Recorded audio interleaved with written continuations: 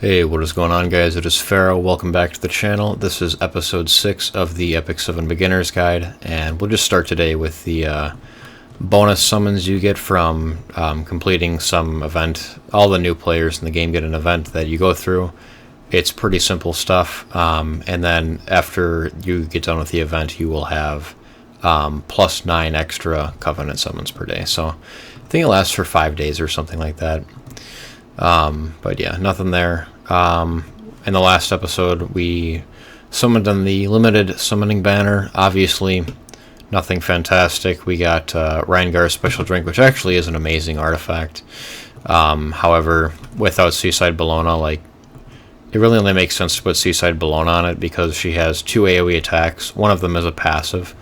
And then this has a 100% chance to inflict additional damage once you have it maxed out at 30, so getting one isn't too bad. But I want to look at just artifacts in general and help you guys kind of get some ideas there about what you should keep. I think a lot of the question marks are really around the 3 stars and the 4 stars. I would hope that everyone that gets a 5-star artifact is keeping it. Even if you have no idea what it does, just hold on to whatever they are. Don't feed them off. So yeah, Rod of Amaryllis is actually a pretty good one. I'm pretty happy I got that. But otherwise, for the 5 stars, there wasn't anything in here that was super broken or anything. I didn't think there was. This artifact is pretty nice. But yeah, so 3-star artifacts you should keep are really there's really only 2 of them. Prophetic Candlestick here. Definitely go ahead and get this thing up to plus 9 or plus 12 is fine. I'll just take this up to plus 12. Doesn't make any sense to leave them at a number that isn't increasing the level of it. You want to be at 3, 6, 9, 12, 15, and so on, up to 30. So yeah. And then the other one is Daydream Joker. I'm sure that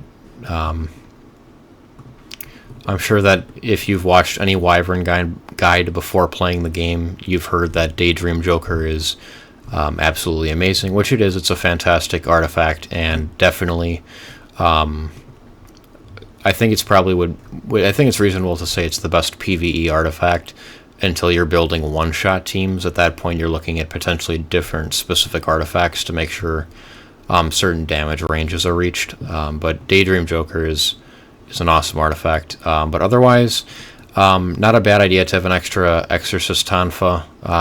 Increases damage dealt by 8% if the target's health is 50% or more when the caster attacks. That could be useful. I mean, if you're using a cleave unit, then obviously, even if you just left it at the base here, increases damage dealt.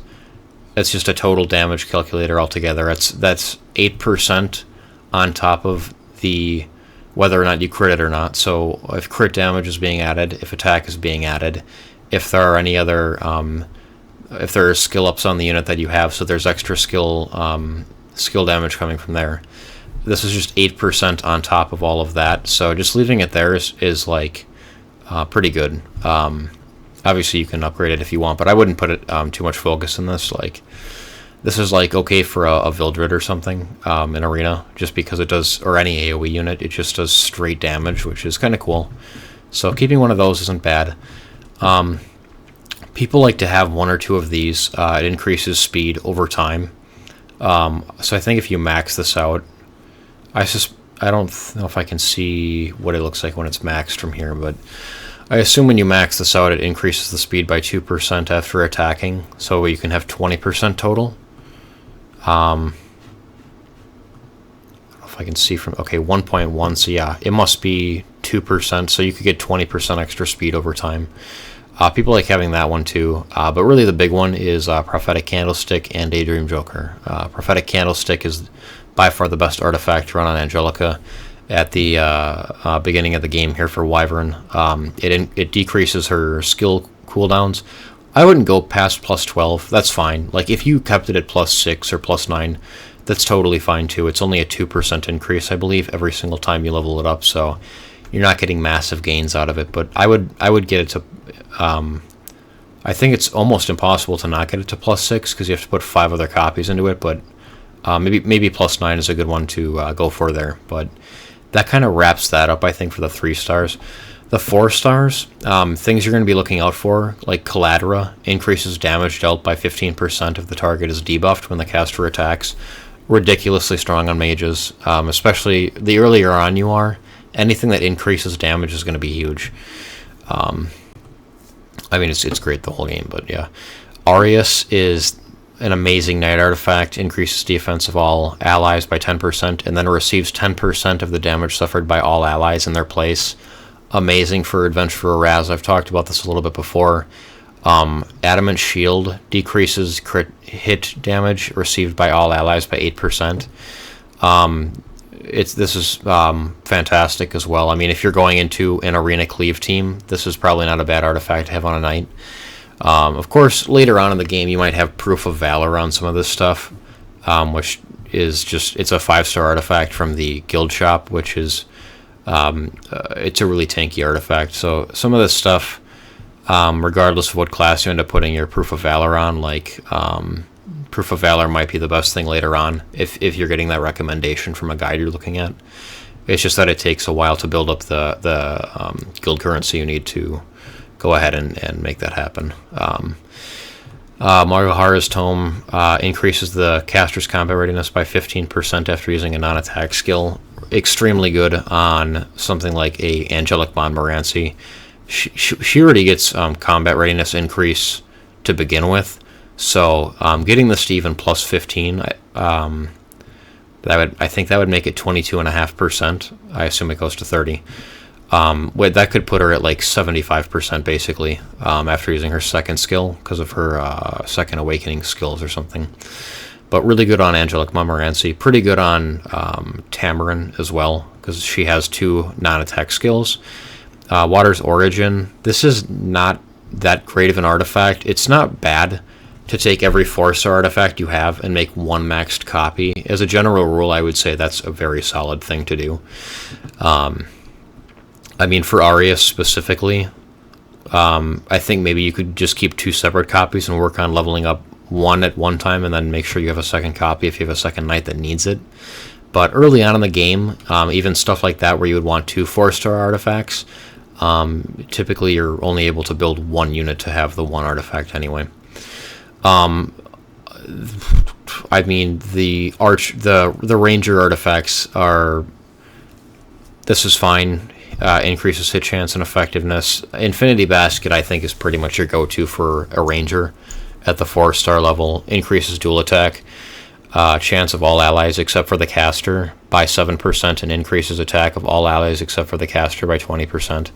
This is during the caster's turn, so it's asking allies to come with it basically by increasing their dual attack chance. But when they do, they have extra attack. So I think Infinity Basket is like the obvious, insanely good. Guiding Light is an artifact that you can get later on in the game. That's great for PvP. And that'll be a ranger artifact, but that's really late game on game kind of stuff. For the most part, your ranger should be running this. Furious specifically is great with a 5-star artifact called Song of Stars. It gives you the ability to place a target debuff on the enemy. Extremely good for Wyvern. Extremely helpful in making sure you hit the debuffs you need to for there. I don't know if I have any good. I wouldn't say these are amazing. This one decreases damage taken.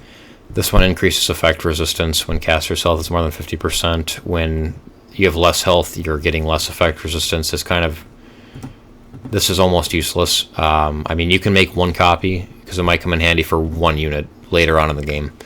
But Hellcutter and El's Fist are the 2 warrior artifacts, the 4-star level you're looking for. I can't believe I haven't pulled any yet.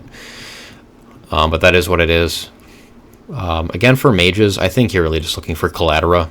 There's a second one called El Sira or El Siren or something. It's going to be a flower artifact when you're looking at it like this. And it will be a guy, like a butler-looking guy with he's kind of a silly-looking butler, but he'll be holding a flower. And that particular one puts debuffs on the enemy. But beyond that, Yeah, all the thief ones are actually pretty good. Penetrates defense here. This one has a chance to do the extra of your first skill in extra time. So I think all the thief artifacts pretty much are good at the 4-star level. There is one here. There's an artifact I can't think of. It basically, when you max it out to plus 30, it gives you a chance to dispel one debuff from one ally. I can't think of the name of it, but yeah, just keep one copy of every 4-star artifact at least. And then 5-star artifacts, once again, like I said before, make sure you don't feed any of these unless you're, you've already played through the game and you think an artifact is just trash, you'll never use it. That's fine, but if you're a new player and don't know, just don't ever feed any 5-star artifacts. Same thing for heroes too. I'll talk a little bit about heroes here as well, but really today was more about understanding artifacts. They do actually play a big part of this game. It's important to have them. It's just as important to have this as it is to have gear. There's also a thing here where you can get exclusive equipment that we'll talk about when we get ready for Wyvern, because Furious and Sigrid both have a slot open for it. I guess Angelica, you just saw, it does as well. So 3 units have the capability to have that. But we'll take a look at units here that you should be focused on at the beginning. Obviously, your Wyvern team, Angelica, Mewy, Furious, and Sigrid are some of your top priorities. Other ones, it's not bad to level up Mercedes. She's a fantastic unit. If you pull 4 stars, I would just leave them for now, regardless of whether they're amazing or not. General Purgus is the only one that I can think of that it's like, if you get it, you should build it immediately. Not that you can use it for Wyvern right away, but after a couple weeks of farming, or maybe even a week, you could potentially put, I think it would be 2 weeks at least, you could take Angelica out and put General Purgus in to tank. He brings an attack buff, and he increases combat readiness like Mewy. So it'd just be a lot of combat readiness pushing. And then you could, at that point, you could take like Mewy out of the team and use like Sigrid, Seaside Bologna if you have, or Alexa. I guess Terran Orgard would technically work. Karen could work. Clarissa could work. There's a lot of things you could do. That's a little more of a YOLO team, though. Free Spirit Tieria, I would just take her to 5 stars and leave her here. It doesn't make any sense to take her past that, in my opinion. Your Moonlight 5-star, whether it's Specter Tenebria or Arbiter Vildred, totally fine to just leave them at a 5-star. They're both great in their own ways. Iseria and Tamarin are definitely just below your Wyvern team, though. Obviously, you want to start with Iseria or Vildred. If you started with Vildred, your first story summon will be Tamarin, and then your second story summon will be Iseria. And then the moment you get those two, you want to build them up, but they do not come before your Wyvern team. Your Wyvern team has to be first. You have to be able to have a team to get gear. But other than that, we have an event going on right now for the Reincarnated as a Slime. If you guys haven't done that event, do it immediately. Before I go there, though, Rowana is another fantastic unit. This is a top tier unit to pull from your customs or your story summons, because she's just very strong. She's just a very helpful unit. So we'll go and look at the side story here. If you're playing right now, if this is your first day playing the game, finish the story. Go through 10:10 of the beginning first episode of the game. Instantly turn your focus to this and do as much of it as you possibly can.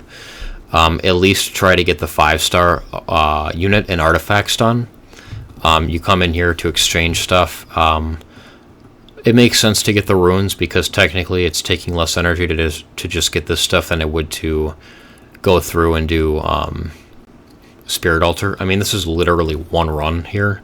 If you're doing it on normal and you have a pet ability, if it's this is basically one run if you're on hard mode, and then you can only do the highest level mode for 5 times a day. But it makes sense to get those two, but I would prioritize Shuna and the flawless garments first.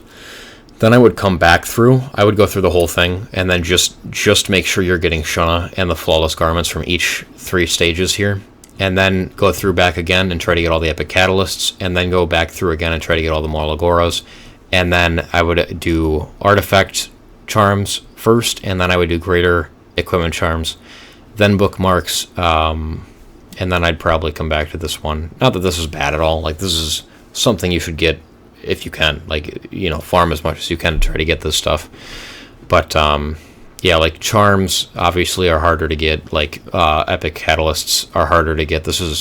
You're getting an epic catalyst here so much faster farming the side story than you are doing it in anywhere else. And then obviously this is a 5-star. Just do it. Get it. Try to get it to triple S. And then same thing for the artifact. You want to get it maxed out. So yeah, go through and do this. There is also a different part of this. You get a bunch of catalysts from Reputation as well. Like, there's epic catalysts just sitting here that you get for literally clearing a stage. Like, definitely go through and do this and get your artifacts or your catalysts as well. There's one other thing here, a tab called Travel. Click on it and go through and do all of this stuff as well.